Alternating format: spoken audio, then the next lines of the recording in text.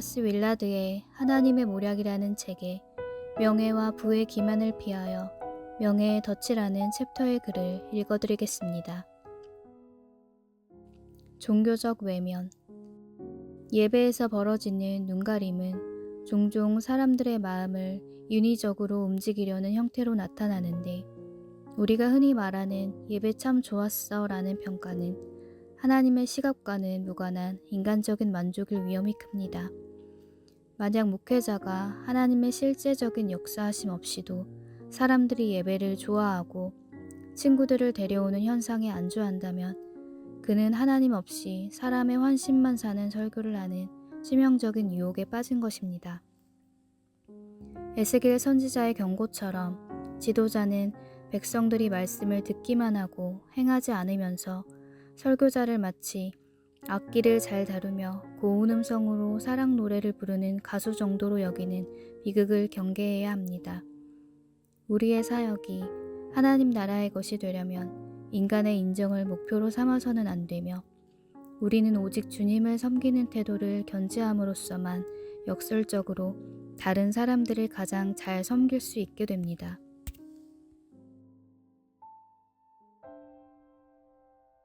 오늘 우리가 함께 나눌 말씀은 이사야 46장 1절부터 13절까지입니다. 벨은 엎드러졌고 느보는 구부러졌도다. 그들의 우상들은 짐승과 가축에게 실렸으니 너희가 떠매고 다니던 그것들이 피곤한 짐승의 무거운 짐이 되었도다. 그들은 구부러졌고 그들은 일제히 엎드려졌으므로 그 짐을 구하여 내지 못하고 자기들도 잡혀갔느니라. 야곱의 집이여, 이스라엘 집에 남은 모든 자여, 내게 들을지어다. 배에서 태어남으로부터 내게 안겼고 태에서 남으로부터 내게 업힌 너희여, 너희가 노년에 이르기까지 내가 그리하겠고 백발이 되기까지 내가 너희를 품을 것이라. 내가 지었은즉 내가 업을 것이요 내가 품고 구하여 내리라. 너희가 나를 누구에게 비기며 누구와 짝하며 누구와 비교하여 서로 같다 하겠느냐.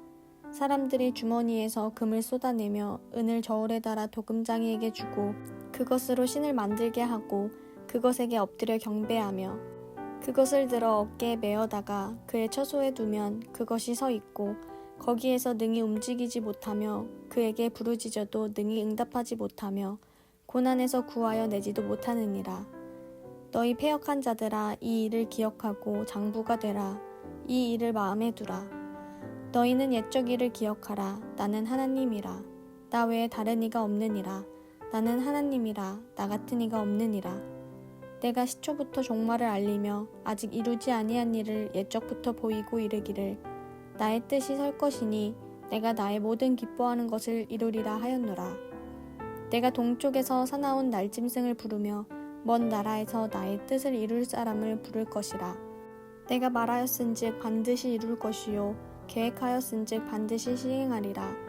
마음이 완악하여 공의에서 멀리 떠난 너희여, 내게 들으라.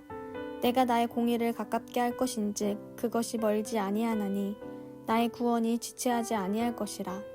내가 나의 영광인 이스라엘을 위하여 구원을 시온에 베풀리라. 아멘.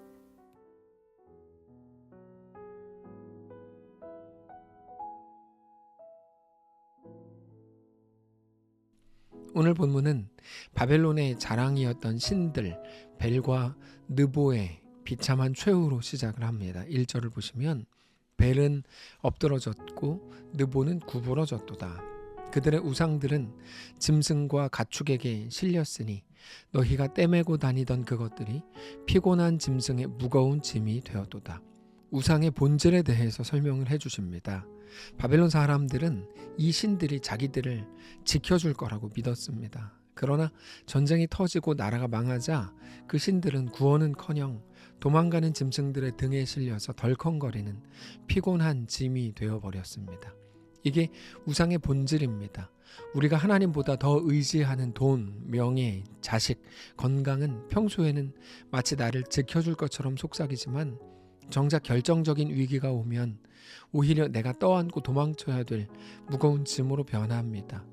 우상은 처음부터 인간이 자기들의 욕망을 채우기 위해서 나무와 돌로 만든 것이기 때문에 계속 돌봐줘야 되고 비위를 맞춰야 되고 짊어져야 되는 존재들일 뿐입니다. 가짜 신을 섬기는 인생은 그래서 늘 피곤할 수밖에 없습니다. 결국 우상을 섬기는 사람들에게 자유함이라는 건 없습니다. 내가 나를 지키기 위해서 만든 것들이 도리어 나를 짓누르는 족쇄가 되는 것, 그게 바벨론의 비극이자 현대인의 비극입니다. 그러나 하나님 안에는 진정한 자유가 있습니다. 하나님을 섬기는 것의 핵심에는 우리에게 대한 하나님의 사랑이 있기 때문입니다. 3절을 보시면 야곱의 집이여 이스라엘 집에 남은 모든 자여 내게 들을지어다. 배에서 태어남으로부터 내게 안겼고 태에서 남으로부터 내게 업힌 너희여 너희가 노년에 이르기까지 내가 그리하겠고 백발이 되기까지 내가 너희를 품을 것이라. 내가 지었은즉 내가 업을 것이요 내가 품고 구하여 내리라. 여러분, 이게 기독교 신앙입니다. 우상은 사람이 업어줘야 되지만 하나님은 사람을 업어주십니다. 우리는 자주 내가 하나님을 붙들어야 되고 내가 내 열심으로 신앙의 길을 걸어야 되고 내가 하나님을 기쁘시게 하고 하나님께 대단한 것들을 엄청난 영광을 드려야 된다고 생각하지만 사실 그건 기독교에 대한 심각한 오해 때문에 하는 생각들입니다. 성경은 우리에게 하나님을 기뻐하라 이렇게 말씀하십니다. 그리고 우리가 여기까지 온 것도 우리의 발걸음이 당당해서가 아니라 우리의 대단한 열심 때문이 아니라 오히려 우리가 하나님의 등에 업혀왔다는 것을 알아야 됩니다. 하나님은 우리가 배에서 태어날 때부터 우리를 안으셨습니다. 우리가 하나님을 알기도 전부터 우리가 죄인 되었을 때부터 연약할 때부터 그분은 우리를 업으셨습니다.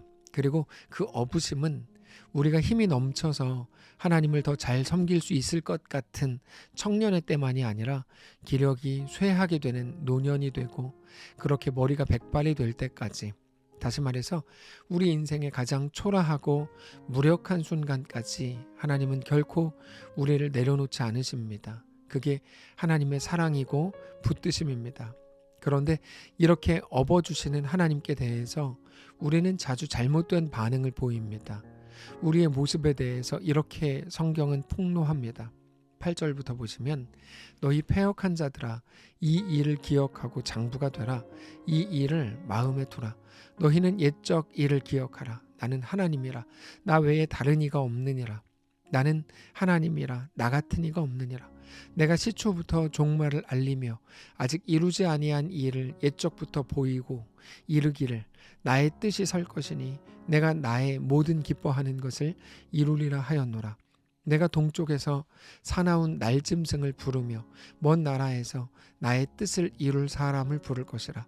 내가 말하였은즉 반드시 이룰 것이요 계획하였은즉 반드시 시행하리라. 마음이 완악하여 공의에서 멀리 떠난 너희여 내게 들으라. 왜 이렇게 하는 걸까요? 왜 패역하게 되고 마음이 완악하게 되고 공의에서 멀리 떠나게 되는 걸까요? 그건 우리가 하나님을 오해하기 때문입니다. 하나님이 누구신지, 우리가 누구인지, 하나님이 어떤 분이고 우리에게 대해서 어떤 계획을 가지고 계시고 우리를 어떻게 이끄시고 우리를 어떤 모습으로 완성하실지에 대해서 완전히 기억하지 못하고 알지 못하고 생각조차 하지 않으려고 하기 때문입니다.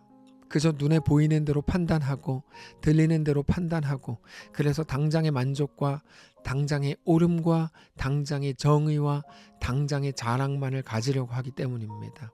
그래서 우리 앞에 일어나는 일들로 하나님을 판단하고 하나님 앞에서의 우리의 자세를 결정하려고 하기 때문입니다.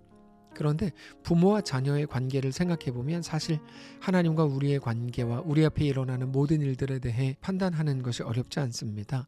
부모는 자녀의 잘됨을 위해 모든 것을 합니다. 공부를 시키고 아이가 울더라도 훈련과 연습을 시킵니다. 아침에 일어나라고 하고 운동을 하라고 하고 아이들이 먹고 싶어하는 햄 대신에 채소와 건강식을 먹이려고 합니다. 철이 없는 아이들은 왜 우리 부모님만 우리를 이렇게 귀찮게 하냐고 생각할지도 모릅니다. 그러나 아이에게 대한 계획과 목적이 있는 부모는 당장의 불편함을 감수하더라도 아이를 위한 일, 아이에게 꼭 필요한 것들을 공급하려고 애씁니다. 우리 하나님이 우리에게 대해서 분명한 목적을 가지고 행하시는 이유는 하나님이 우리의 아버지이시기 때문입니다. 못난 자녀는 자기의 옳음을 부모에게 주장하지만 그런 투정은 하나님 앞에서 통하지 않습니다. 하나님의 행하심이 우리에게 늘 그렇습니다. 우리는 신앙이 무엇인지를 잘 알아야 합니다. 지난 주일에 말씀을 드렸던 것처럼 신앙은 우리 앞에 일어난 문제를 해결하거나 좁은 길을 넓히는 데 쓰는 게 아니라 사실 모든 사건 앞에서 하나님을 경배하는 것, 그것이 신앙입니다. 하나님이 왕이시라고 정직하게 고백하는 겁니다. 그렇게 주 앞에 엎드리고 주를 바라보는 겁니다. 많은 사건들은 우리로 하여금 하나님을 가려버리고 하나님 앞에 서지 못하게 만듭니다. 하나님을 오해하게 하고 원망하게 합니다. 그러나 그 모든 일들 앞에서 하나님 앞에 엎드리는 것, 하나님 다른 것이 아니라 오직 하나님이 나의 주인이요 왕이십니다. 나의 경배를 받아주십시오라고 고백하는 것, 그게 신앙입니다.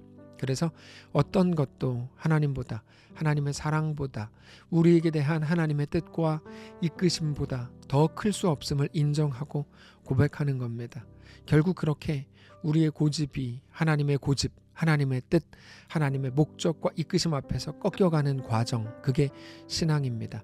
하나님은 우리의 완악함보다 더 큰 열심을 가지고 계십니다. 10절을 보세요.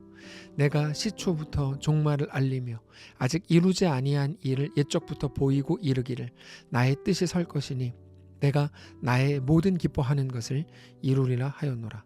하나님의 뜻은 인간의 반역이나 상황의 열악함에 의해 좌절되지 않습니다. 그게 우리가 모든 일들, 심지어 우리의 연약함과 완악함 속에서도 안심할 수 있는 이유입니다. 우리가 신실하기 때문이 아닙니다. 우리의 마음은 늘 변하지만 하나님의 뜻은 늘 견고하고 신실하시기 때문입니다. 사랑하는 성도 여러분, 오늘도 하나님의 그 은혜 앞에 엎드리시기를 원합니다. 우리의 인생뿐 아니라 우리의 자녀들의 인생과 우리의 가정, 우리 교회의 모든 길 위에 하나님의 완전하신 은혜가 있음을 인정하고 그 앞에 엎드려서 오늘 또다시 온전한 신자로 세워지시기를 바랍니다. 기도하겠습니다. 살아계신 하나님 우리 아버지 감사합니다. 하나님의 완전하심, 하나님의 열심, 하나님의 의지와 하나님의 뜻과 하나님의 계획, 그 모든 것들이 우리를 이끌어가고 우리를 완성할 것을 믿고, 그러므로 모든 사건들 앞에서도 그 주님 앞에 온전히 엎드려 경배하는 우리 모든 신자들 될 수 있도록 역사해 주시옵소서. 그런 가정이 되고 그런 사랑하는 주의 자녀들 되게 하시옵소서. 우리 주인 되신 살아계신 우리 주 예수님의 이름으로 기도합니다. 아멘. 사랑하는 성도 여러분, 하나님께서 오늘 하루를 우리에게 허락하셨습니다. 믿음으로 우리 주께 온전히 나아가시기를 원하고 설날 이 아침 하나님을 더 경배하고 주께 온전히 나아가는 거룩한 성도들과 모든 가정이 되시기를 바랍니다.